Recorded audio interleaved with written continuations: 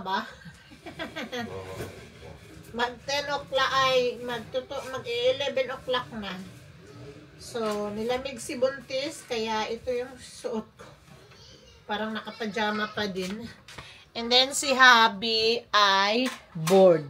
So, yung gagawin niya, what are you gonna do, love? Moving out. Moving out.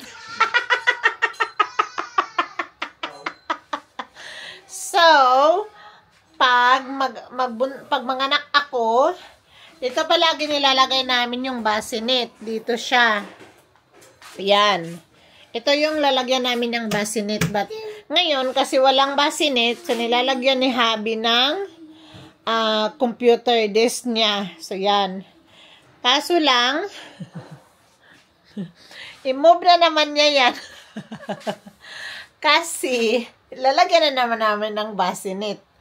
So, move na naman niya yan doon sa... What did you bring, love? Did you bring that? But I can't pay with it anyway. What? Sabi niya, mag-move out daw siya, dadalian daw niya yung bills. Kasi yung mga bills na bayaran nandun. Ano lang naman yun, kurinti lang yung naiwan na bayaran. So yan, nandito si Noah at si Noah talaga. Hi, Noah! Hi, baby Noah! No. Ang arty-arty.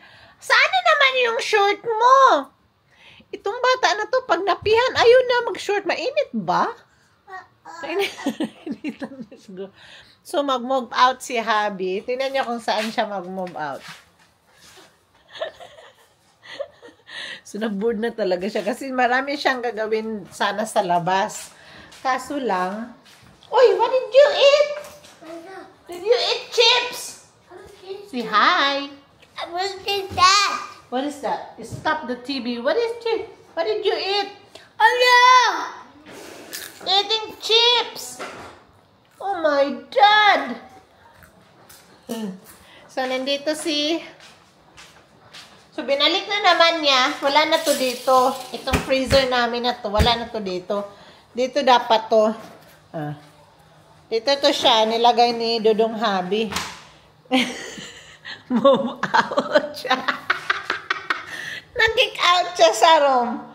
So, dito na naman niya ilagay yung computer desk niya. At alam niyo ba mga mamis, ito dito, pag inaanuhan nila ni Noah, nagkalat to ng mga toys, kaya nag-decide kami na i-lock to siya. Kasi, lahat na lang ng bahay namin may mga scratch. So, kailangan ito talaga siya. At least ito masave man lang. Kasi in the future, baka gawin namin to siyang room. Sa isa sa mga bata, baka kay Ate Glenette. Ito yung laruan ni Dodong Habi dati, nung wala pa kaming Junax.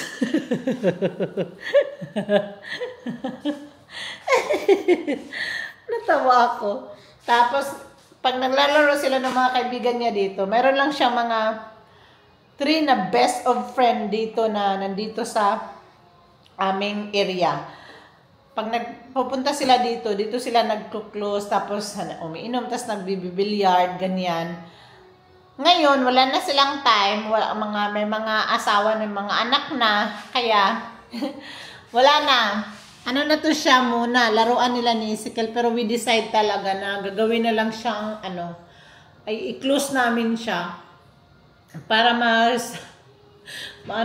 at least sa bahay namin, mayroon namang isang room na hindi na scratch. Alam niyo kung bakit.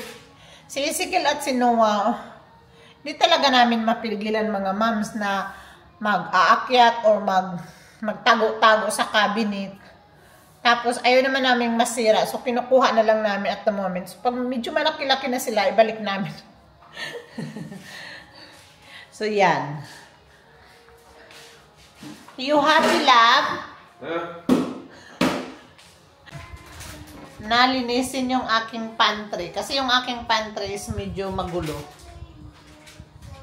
Saan naman po na yung gikaon? Matanaw. Those people ate my chips. Ikaw good nagpaansa. So, kumain na naman sila ng chips.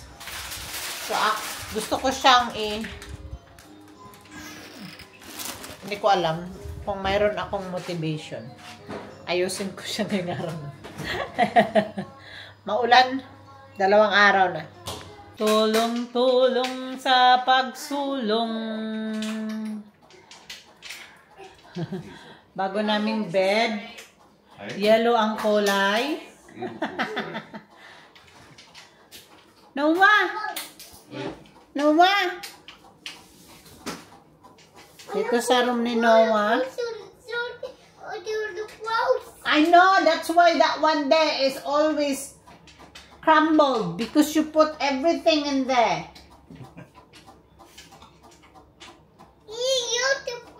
Where? Yeah. Yeah, flies. Yeah, we need to clean this room. I think someone is outside. So, medyo makalat pa tong room ni Noah. Ay! Yeah, now don't come on there yet. Sabi talaga to si Noah. So, yung binili namin na ano na yun ay, uy, $70 yun siya. Binili namin sa Facebook page. Tapos, kasama na to siya. Bed. Tignan nyo. Oh, halak ka! Tignan nyo yung bed niya. Maganda siya. Maganda yung bed. $70 lang to mga mamis. Bed. Ano ba yan? Mattress pala. Hindi bed. So, yan. Maganda siya. No, Isiko. Come on, Isiko. Put it, stand up. Help, mommy, help. Help. Help. Put it like this. Maganda pa to sa, sa mattress mo, Isiko. So, yan. Kaya binili ko na siya kasi $70 with mattress na siya. Kahit hindi ko gusto yung kulay ng yellow color. Yellow color yung bed. Pero, okay na yun kasi ako, ilang months lang siguro yan namin magamit. Kasi ayaw talaga ni Habi na lagyan dyan ng bed. Kasi, room yan ni Noah. Kasi kung paglagyan daw, ibig sabihin doon na daw ako matutulog. Pero kasi pag may baby, at least matulog ako doon kasi yung trabaho nga ni Habi ay ano siya. Minsan mag-start siya ng 12 o'clock tapos matapos siya minsan 11 o'clock ng gabi. Kaya kung at least kung matulog kami doon sa kabilang room, mayroon siyang magandang tulog the whole morning. Diba? Kasi kung matulog kami doon, pag gising namin, syempre magising din siya. So walang tulog siya. Tapos nagtrabaho naman kinabukasan. Kaya yan. So, binili lang namin yan sa Facebook page sa mga mamis. Ang mura lang. Pero, yeah, why not, no? Iba-iba yung kulay. Wala namang magsasabi. Ang importante, makaya namin, ma-afford namin. Yun yung importante. Yun importante. Ito na yung bed na nabili namin. So, yan. So, linisan muna natin to. Tignan nyo yung mga laruan ng mga bata. Kahit yung tubigan ni Ezekiel. Oh my goodness. Yan, linisan natin to. Ito yun ito yung bed protector to siya. Naku, binili to ni Grandma. Binili to ng aming mabait na grandma in the whole world. So, ano yan siya. Pag nakita niya, kulang yung mga ganito ng mga bata dito sa bahay. Pero meron na si Ezekiel 2 nito. Tapos, paano Mercy, pag magkasakit, tapos magsusuka, tapos, alam mo yun, minsan magsusuka sa bed, so at least meron kang mga 3. Bumili siya ng 2. Bumili siya ng 2. So, 4 na. Kasi meron si Izzy 2. Plus 2 ganito. So, bagong-bago pa to.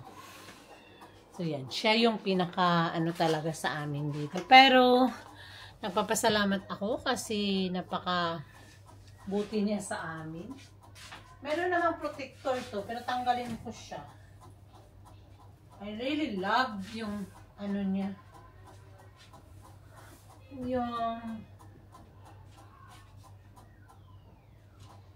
Yung mattress niya. Gusto ko yung mattress niya. Malinis eh. So, naka-ano na yung naka-ano na yung ano niya, oh. Yung ano na. Yung computer desk ni Dodong Scott. Yan. Naka-install na. Install ba tawag doon, love? What?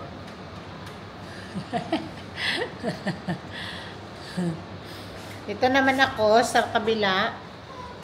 Kumakain yung mga Junax. Nuggets lang yung kinakain nila. Kasi nag-nuggets na lang ako. 12 o'clock. 12:05 yung oras. And yung kakainin ko ngayon naman, ibuntis, ay si Dodong Scott. Ayun yun na. Siya na lang daw magluto. So, iba-iba na naman yung kain. Iba-iba yung kain na. Huwag ko sa tiglinit, ayaw pa niyang kumain. So, ako, yung paksiw kagabi. Yung paksiw kagabi. Yan. Yung paksiw kagabi. And a little bit of rice. Tapos may munggo ako dito. Yung isang araw pa to. Last ko na tong initin. Then, so, yan. Ang aming maulan na araw. Maya-maya. Hindi ko alam. Kasi meron kaming binili na bed sa Facebook. Yan sa Facebook lang namin binili siya na bed. Tapos gusto ko siyang, sikanan lang siya. So, ilagay lang namin siya sa room ni Noah kasi nga, kailangan ko ng bed. If ever manganak na ako, meron akong bed na sa room ni Noah. So, kasama si Noah sa ko, tapos ako sa bed, at saka yung baby. Kasi alam ko naman na magbe-breastfeeding ako. Kasi yung trabaho ni Dodong Scott, medyo late siya dumarating ng gabi para meron naman siyang time matulog pa. Yung ganyan. Pero, sabi niya, wag daw ako dun matulog palagi kasi daw, hindi daw maganda na palaging nagsiseparate matulog.